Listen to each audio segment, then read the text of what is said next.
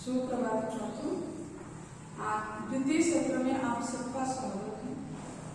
जैसे प्रथम सत्र में कोरोना महामारी के दौर से हम गुजर रहे थे, उसी तरह आज द्वितीय सत्र में भी हमें कोरोना महामारी से गुजरना पड़ रहा है।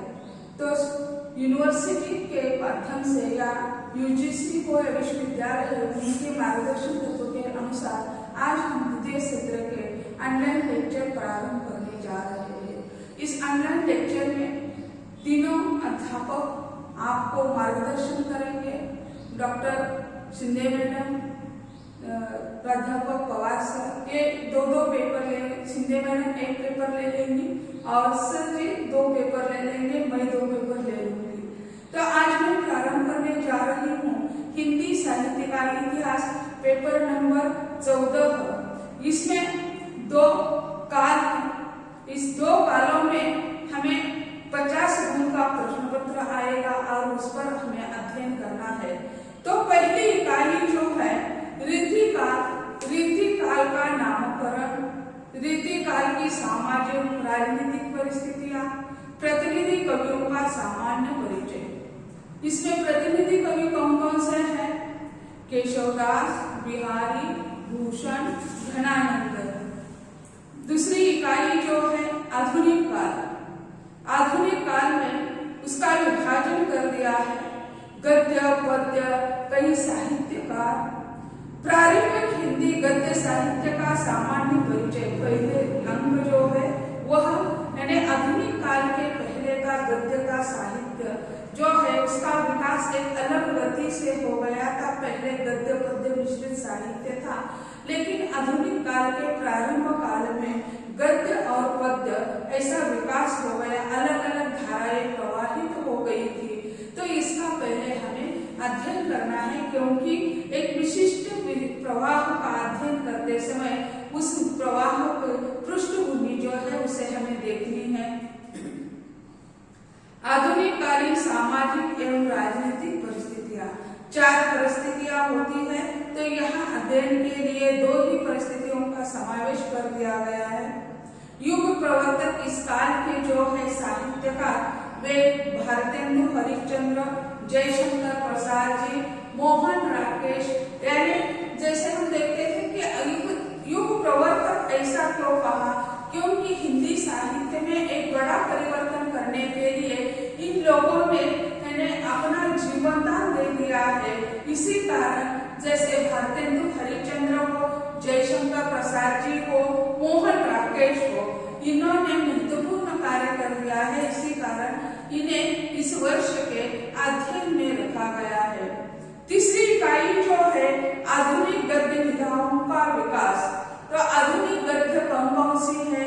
जैसे हमने इकाई 2 में देखा कि यानी हिंदी गद्य साहित्य का प्रारंभ का काल का इतिहास देखना है। तो उसी तरह आधुनिक काल की गद्य विधाएं जो है, अनेक विधाएं निर्माण हो गई आधुनिक काल में। तो उसमें कई चुनी हुई रचनाओं का ही हमें अध्ययन करना है। जैसे उपन्यास साहित्य का उद्भव और विकास, हिंदी नाटक साहित्य का उद्भव और विकास, और हिंदी यात्रा साहित्य का उद्भव और विकास। तो उपन्यास, नाटक और यात्रा साहित्य ऐसे 4 विधाओं का हमें अध्ययन करना है। और चौथी जो इकाई है वह चौथी इकाई है हिंदी काव्य की विभिन्न धाराओं और उनकी विशेषता। तो तीसरी इकाई में हमने आधुनिक गद्य विधा जो है उसका विकास देखा, और चौथी जो विधा है उसमें हिंदी काव्य की विभिन्न धाराएं, जैसे गद्य साहित्य में उपन्यास, नाटक, कहानी, यात्रा साहित्य, निबंध, ऐसे अलग अलग धाराएं प्रवाहित हो गई थी। उसी तरह यानी काव्य के क्षेत्र में भी यानी अलग अलग विचारधारा हमें प्रवाहित होती हुई दिखाई देती है। जैसे छायावादी काव्य कविता है, हलावादी है, प्रयोगवादी है, प्रगतिवादी है, समकालीन है, साठोत्तरी है। आज जैसे हम जिस युग से गुजर रहे हैं वह 21वीं सदी की कविता, ऐसा भी नामकरण हो चुका है। तो ऐसे गद्य में जैसी विविधता है उसी तरह पद्य में भी विविधता है, लेकिन यह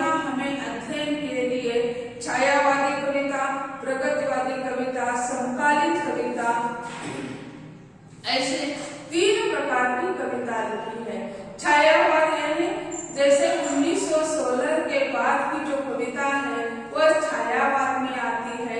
पहली कविता जो है जैसे उसे अलग अलग नामों से पहचाना जाता है, भारतेंदु कालीन कविता, महावीर प्रसाद द्विवेदी कालीन कविता।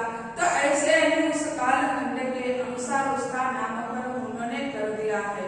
तो ये 4 यूनिट हैं और इस 4 यूनिट में हम देखते हैं तो आधुनिक काल जो है वो आधुनिक काल बृहद है, क्योंकि उस काल में साहित्य, हिंदी का साहित्य प्रचुर मात्रा में लिखा गया है। और पहला जो साहित्य था आधुनिक काल के पहले गद्य पद्य मिश्रित था, अलग अलग शाखा उसकी नहीं थी। इसी कारण यहाँ जो हम देखते हैं आधुनिक काल में गद्य और पद्य ऐसे अलग अलग विधाओं का यानी वर्गीकरण हो चुका है। इसी कारण उसका क्षेत्र जो है विस्तृत हो चुका है।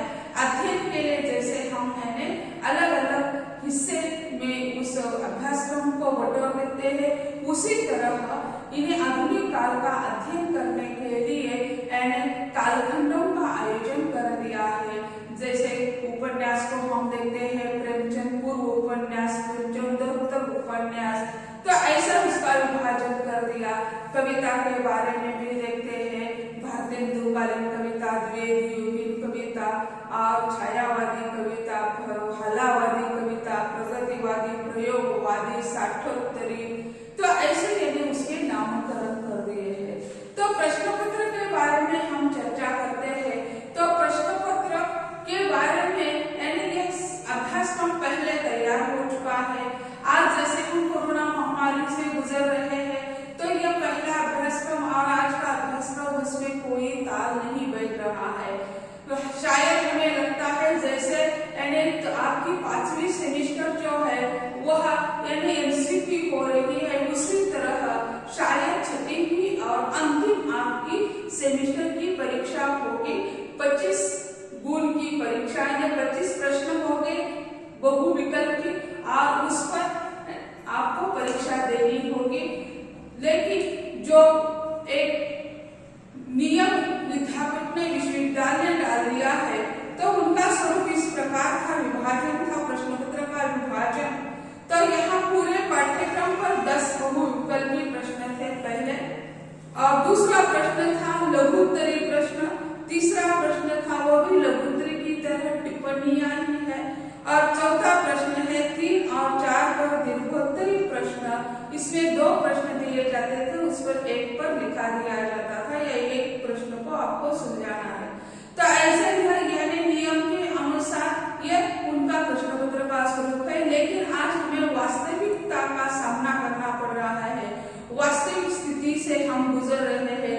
पिछले साल तो आपकी एग्जाम हो ही नहीं गई, परीक्षा सेकेंड ईयर के छात्रों की परीक्षा नहीं हो गई, उन्हें सीधा लास्ट ईयर में धकेल दिया है। लेकिन आज हमारे सामने एक अलग समस्या निर्माण हो गई कि हम इस डिजिटल माध्यम के द्वारा कैसे परीक्षा दे देंगे। तो यानी लेकिन जब समस्या निर्माण होती है तब हमें उसका समाधान तो मिल ही जाता है। जब तक हमारे सामने समस्या निर्माण नहीं होती तब तक हम उस समस्या के बारे में कुछ सोचते ही नहीं है। तो आप ऑनलाइन एग्जाम आपकी शायद 4 मई से परीक्षा शुरू होने वाली है, सेकेंड सेमेस्टर शुरू हो चुकी है। तो हमें रुकना नहीं है, तो अपनी पढ़ाई के बारे में हमें चर्चा करनी है या उसके, क्योंकि जब आपकी 5वीं सेमेस्टर की एग्जाम समाप्त होगी दूसरे दिन ही तुरंत आपका सेकेंड सेमेस्टर 6ठी सेमेस्टर शुरू हो जाएगी। फिर यानी जुलाई में आपके एग्जाम होगी, तो उसके लिए समय कम है। इसी कारण विश्वविद्यालय ने अनुरोध कर दिया है कि जब तक आपकी परीक्षा शुरू नहीं हो गई है तब तक आप 6ठी सेमेस्टर के अभ्यासक्रम के बारे में यानी अपना नियोजन कर दीजिए। तो ये रीतिकाल जो है, रीतिकाल के बारे में हम चर्चा कर रहे थे। तो ये रीतिकाल जो है, तो रीतिकाल का काल विभाजन करते समय यानी पहले हिंदी साहित्य का अधिकार पढ़ाते समय हमने काल विभाजन के बारे में चर्चा कर दी थी। तो 1050 से 1350 तक यह आदिकाल था, 1350 से 1775 तक यानी यह भक्ति काल था और रीति काल जो है 1375 से 1850 तक का जो काल है वह यानी रीति काल है। रीति यानी क्या, यानी रीति काल ऐसा हम कहते हैं। रीति यानी क्या, तो रीति यानी एक परंपरा जैसे हम कहते हैं। तो यह परंपरा कहाँ की परंपरा, तो साहित्य लिखने की परंपरा। आधुनिक काल का साहित्य राजश्री साहित्य है, भक्तिकालीन साहित्य जो है जनता का साहित्य है। तो भक्ति काल में साहित्य एक संकुचित कटघरे से निकलकर विस्तृत क्षेत्र प्राप्त कर चुका था। लेकिन रीति काल जो है वह रीति काल राजशाही का काल माना जाता है। उसी समय बहुत सारा परिवर्तन हो गया है। ईस्ट इंडिया कंपनी की स्थापना हो चुकी है और इससे यानी बाजारवाद प्रारंभ हो गया था। तो यह जो है ईस्ट इंडिया कंपनी की स्थापना है एक महत्वपूर्ण बात हिंदुस्तान के लिए मानी जाती है। तो बाजारवाद यानी साम्राज्यवाद, पहले यह राजाशाही थी। राजा अपने अपने राज्य की सुरक्षा के लिए विदेशी आक्रमण तो होते रहे हैं, लेकिन कोई हमेशा के लिए यहाँ आ जाए यह बात यानी नहीं थी। यानी हिंदुस्तान पर मुगलों ने, यवनों ने, बहुत सारे लोगों ने शासन कर दिया, तुर्कों ने शासन कर दिया, पुर्तगाल ने शासन कर दिया, लेकिन वे चले गए। लेकिन अंग्रेज आ गए, वे व्यापारी बनकर आए और वे शासक बन गए। यही यानी हिंदुस्तान की शोकांतिका है। तो 1850 के बाद का काल जो है वह आधुनिक काल में समा जाता है। तो 1850 के पहले का साहित्य जो है, भक्ति काल में जो साहित्य संकुचित कटघरे से निकल गया था वह फिर एक बार यानी संकुचित कटघरे में ही बंद हो गया। राज दरबारी साहित्य हो गया, साहित्य का राज दरबार में रहने लगे। भक्ति काल में ये भक्ति के अलग अलग जो प्रवाह हमने देखे हैं, तो वे प्रवाह राज दरबारी प्रवाह नहीं थे, व्यक्ति के प्रवाह थे। इसमें व्यक्ति का प्राण, व्यक्ति की इच्छा समाहित थी साहित्य में भी।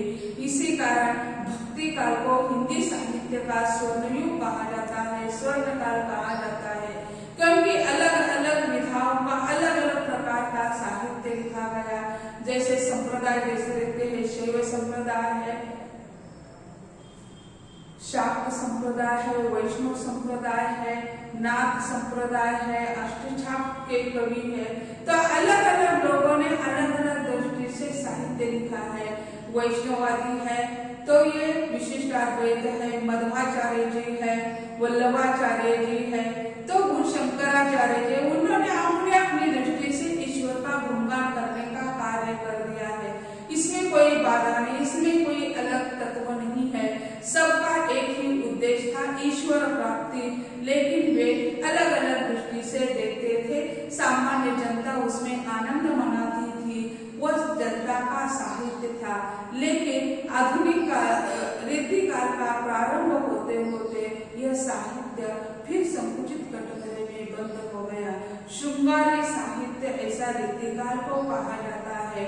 श्रृंगार से परिपूर्ण साहित्य इस काल में लिखा गया, इसी कारण इस काल को श्रृंगार काल ऐसा ही कहा जाता है। रीति काल कहते हैं, श्रृंगार काल कहते हैं। तो इस रीति काल को अलंकृत काल नाम से भी अभिहित किया जाता है। तो ऐसे उसे अलग अलग नामों से अभिहित कर दिया गया है। तो यह रीति काल का नामकरण परंपरा, लिखने की परंपरा ऐसा कहा जाता है। यानी जैसे उसे शैली भी कहा जाता है, यानी आपकी शैली कैसी है, यानी नाम शैली या किसी लड़की का नाम शैली नहीं, लिखने की एक पद्धति जो है उसे शैली कहते हैं। तो यानी रीति यानी एक शैली या परंपरा ऐसा भी माना जाता है। तो आज हम यही कह देंगे। अगले लेक्चर या कल के लेक्चर में हम यानी सामाजिक रीति काल की सामाजिक एवं राजनीतिक